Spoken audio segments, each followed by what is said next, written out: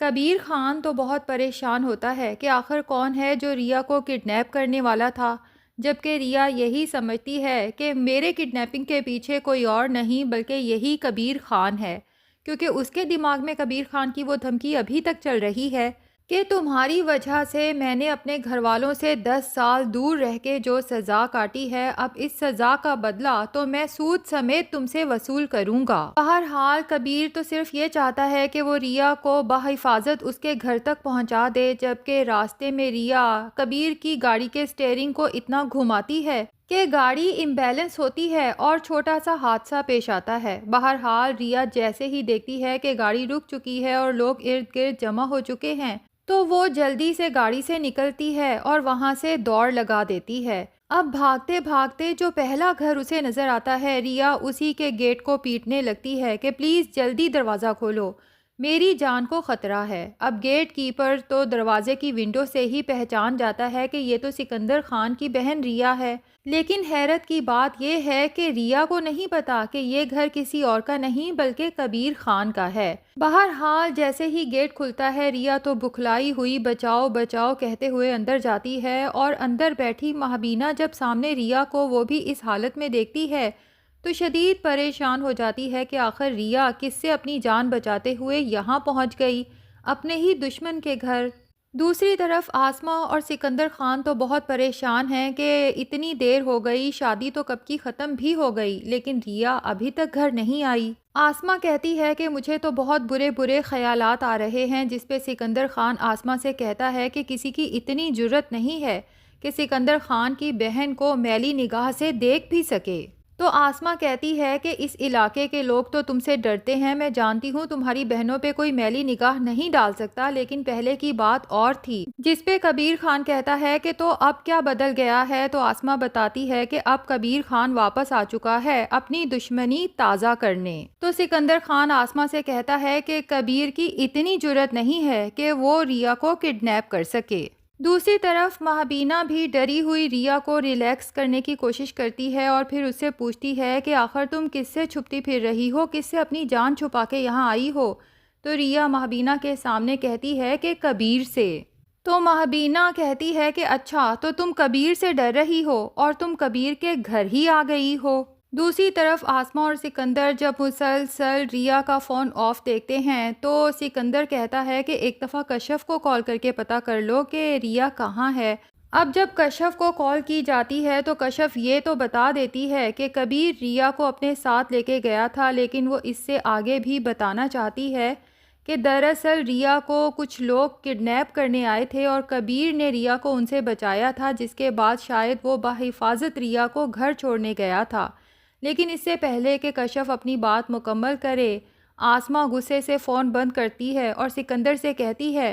کہ فوراً پولیس کو کال کرو، ہم ابھی کے ابھی کبیر کے گھر جائیں گے۔ ادھر کبیر بھی ریا کو لے کے بہت پریشان ہوتا ہے کہ پتہ نہیں اتنی رات کو کہاں چلی گئی، اسے پھر سے کسی نے کڈنیپ کرنے کی کوشش نہ کی ہو۔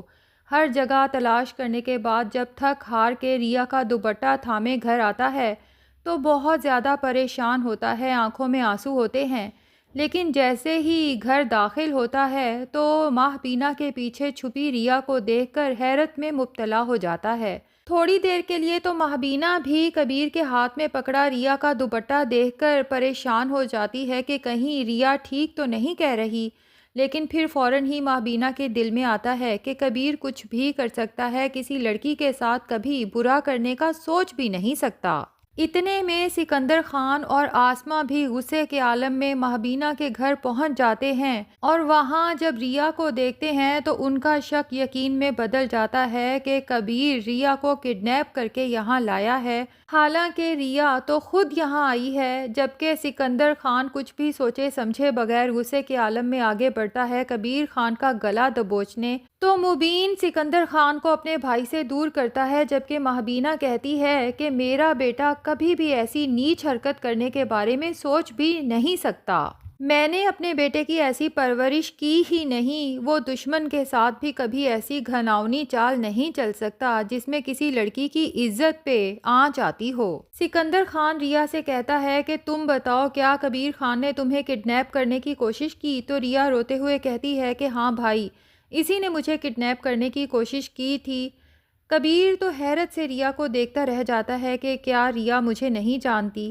ٹھیک ہے، اب اس کی محبت نفرت میں بدل چکی ہے، لیکن کبھی یہ مجھ سے بے تحاشا محبت کرتی تھی اور اسے پتہ ہے کہ میں کبھی کسی لڑکی کے ساتھ برا نہیں کر سکتا۔ بہرحال ریا کا یہ الزام سن کے کبیر کا دل تو جیسے چکنا چور ہو جاتا ہے، اسی لیے وہ سب کے سامنے کہتا ہے کہ یہ بالکل ٹھیک کہہ رہی ہے۔ تو سکندر خان، مہبینہ، مبین اور باقی سب گھر والے جو وہاں پر موجود ہیں ان کے سامنے کہتا ہے کہ اب تو آپ نے سن لیا نا، مجرم نے خود اپنے جرم کا اعتراف کیا ہے۔ اور سکندر خان چونکہ پولیس کی نفری اپنے ساتھ لایا تھا، گھر کی تلاشی لینے کے لیے سرچ وارنٹ بھی ساتھ لایا تھا، اب چونکہ کبیر نے خود ہی اعتراف کر لیا ہے تو سکندر مزید وقت ضائع کیے بغیر باہر کھڑے پولیس آفیسر کو آواز دیتا ہے کہ انسپیکٹر صاحب فوراً سے پہلے اسے گرفتار کریں، اور ساتھ ہی طنز مارتا ہے کہ آج سے پہلے کبھی تم لوگوں کے گھر سے کوئی پولیس اسٹیشن نہیں گیا نا، آج میں بھی تم لوگوں کو چیلنج کرتا ہوں کہ کبیر خان کو ایسے مقدمے میں پھنساؤں گا کہ کبھی جیل سے باہر نہیں آ سکے گا۔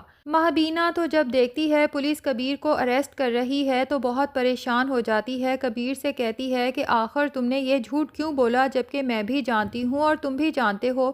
کہ ریا تو یہاں پہ خود آئی تھی، تم نے اسے کڈنیپ نہیں کیا۔ تو کبیر کہتا ہے کہ میں نے جو بھی کیا ہے میں اس کی سزا اور جزا کے لیے تیار ہوں، اور مجھے یہ بھی پتا ہے کہ ایٹ دا اینڈ جیت ہمیشہ سچائی کی ہوگی۔ اب جناب سکندر خان ریا کو گھر لاتا ہے تو آسما اور سکندر کبیر کے اریسٹ ہونے کی خوشی میں جشن مناتے ہیں،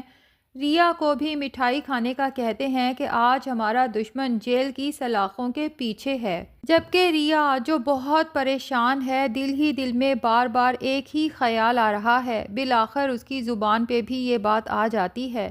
کہ اس نے کہا ریا سچ کہہ رہی ہے، حالانکہ یہ سچ نہیں تھا، کبیر نے مجھے کڈنیپ نہیں کیا تھا، میں تو خود کبیر خان کے گھر گئی تھی۔ اگلے دن جب کشف ریا کے گھر آتی ہے اور اسے کبیر کے اریسٹ ہونے کا پتہ چلتا ہے تو اسے ریا پہ بہت افسوس ہوتا ہے۔ ریا کو احساس دلاتی ہے کہ تم بالکل اپنی اسما آپی جیسی ہو، بدلے کی آگ میں اس قدر جل رہی ہو کہ تمہیں سامنے کھڑی حقیقت بھی نظر نہیں آتی، کیونکہ کبیر جس نے دراصل تمہیں ان گنڈوں سے بچایا اسی کو تم نے اپنا اغوا کار بنا کے جیل بھیج دیا۔ کشف کو تو ریا کی اس حرکت پہ بہت افسوس ہوتا ہے، وہ مزید ریا کے ساتھ بیٹھتی بھی نہیں بلکہ اس سے ناراض ہو کے وہاں سے چل دیتی ہے، جبکہ دوسری طرف آسما جو بہت خوش ہے سکندر خان سے کہتی ہے کہ اب کبیر کو کبھی جیل سے رہائی نہیں ملنی چاہیے،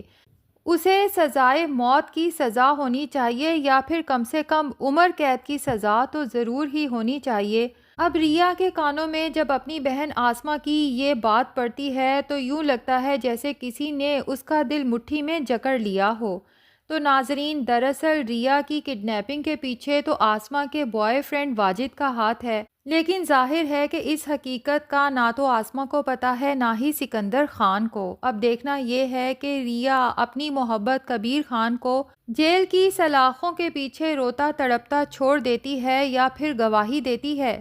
کہ مجھے کبیر خان نے کڈنیپ نہیں کیا بلکہ اس کے گھر میں خود چل کے گئی تھی۔ تو ناظرین، آپ کو مست ملنگ ڈرامے کی سٹوری کیسی لگ رہی ہے؟ اچھی یا بری یا بس نارمل؟ کمنٹ سیکشن میں ضرور بتائیں۔ ویڈیو پسند آئی ہے تو لائک اور چینل کو سبسکرائب بھی ضرور کر لیں۔